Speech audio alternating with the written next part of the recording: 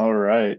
We're picking back up in Romans 8, and we're going to pick it up here at verse 26. And I'll read just a few verses through verse 30, and then we'll do the last chunk of Romans 8 next time. Likewise, the Spirit helps us in our weakness, for we do not know what to pray for as we ought. But the Spirit Himself intercedes for us with groanings too deep for words. And He who searches hearts knows what is the mind of the Spirit, because the Spirit intercedes for the saints according to the will of God. And we know that for those who love God, all things work together for good, for those who are called according to His purpose. For those whom He foreknew, He also predestined to be conformed to the image of His Son, in order that He might be the firstborn among many brothers. And those whom He predestined, He also called, and those whom He called, He also justified, and those whom He justified, He also glorified. So if you remember back up to this discussion about suffering and what it looks like to suffer to glory. And Paul has been developing what it means to suffer and the sufferings of this present time, this time between Jesus's resurrection and ascension and his future return to restore and remake all things. This is the present time, which is marked by sufferings. And there are sufferings that are taking place among the people of God, among all of creation. And what Paul is getting at here is he's saying that those sufferings are not without purpose. They're not without the tender care of our Heavenly Father. And so Paul is giving us a great hope in the midst of our suffering here. And it begins in this passage in 26 with the Spirit. It is the Spirit that is the great hope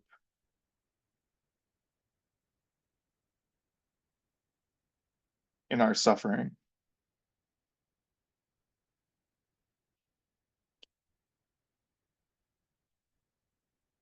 And then there's a few reasons why the Spirit produces hope in our suffering. And the first is that the Spirit helps us pray.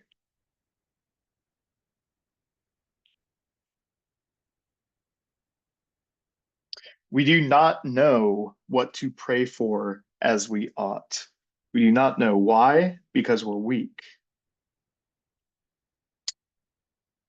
One of the things that, if you've experienced much suffering, you'll know is that when you're suffering, the world kind of closes in on you and it isolates you, and you lose perspective. You lose the ability to see into the future. You also lose, to some degree, the ability to see into the past and to remember God's promises and His faithfulness to your life in the midst of suffering. And so, in our weakness, we have trouble knowing what to pray. We do not know what to pray for as we ought, but we have the Spirit Himself who intercedes for us with groanings too deep for words.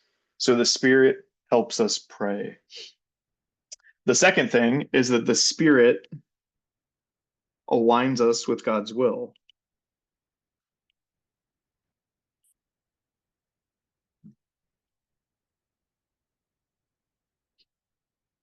And this is connected to, as the Spirit is interceding for us with groanings too deep for words, part of that intercession is an alignment of our hearts with God's heart. And you see, He who searches hearts, that is God, knows what is the mind of the Spirit, because the Spirit intercedes for the saints according to the will of God. So it is actually the will of God that the Spirit would intercede for us. And this is the third thing, is that the Spirit assures us of God's plan and power. So in the midst of suffering, in the midst of pain, in the midst of weakness, one of the things that the Spirit does is that the Spirit assures us of God's power and his plan.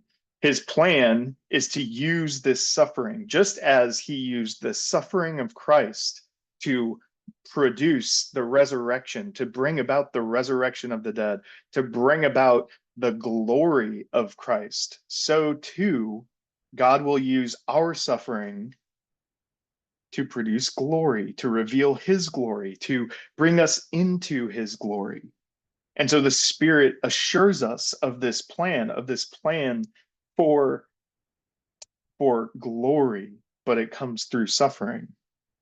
And this is where in verse 28, this is a very famous verse where we see the assurance that we are given. We know that for those who love God, how do we love God? Those who love God, how do we love God? Through the Spirit.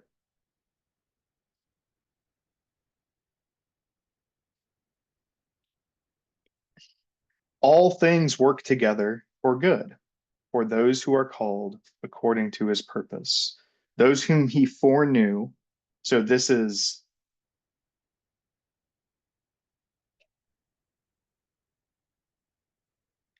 covenantal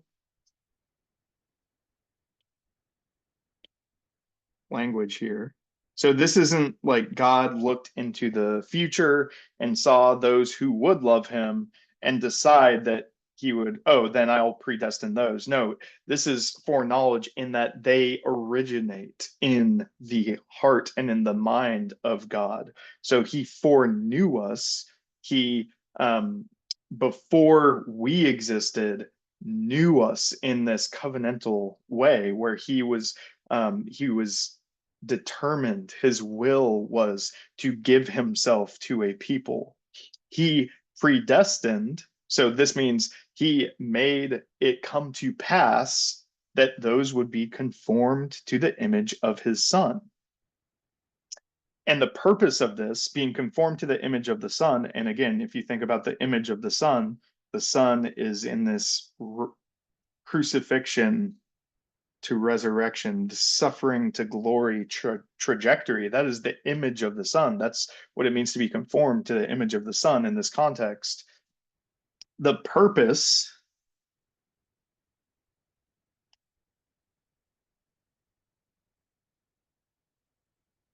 of all of this is to glorify Christ, to glorify the Son. So this is where we have a great assurance of God's plan. Our suffering is not in vain. It is not purposeless. It is not without meaning. But the purpose of it is not for our glory, but it's to bring glory to the Son. Because through our suffering, we will be glorified. Why? Because those whom he predestined, he calls. And those whom he calls, he justifies. And those whom he justified, he will also glorify. And so there is a certainty of God's plan of salvation from beginning to end. From the electing purposes of God as he chose us, to the calling purposes of God as the gospel goes out to his people and is believed by the people, to as they believe, they are declared righteous in their justification, and as they're justified, they will also be glorified. And all of this is to bring about the glory of the Son.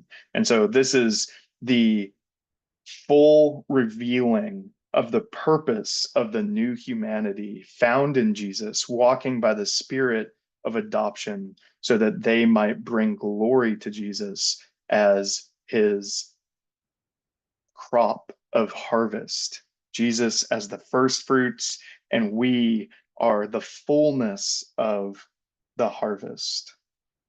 And so this is Paul's really it's a break in his thought. He's bringing his thought to completion here. And now this next section next time is really a dialogue of praise. It's a response. How do we respond to this? What are we supposed to do now? And so we'll get into that next week. And I hope you guys have a wonderful week.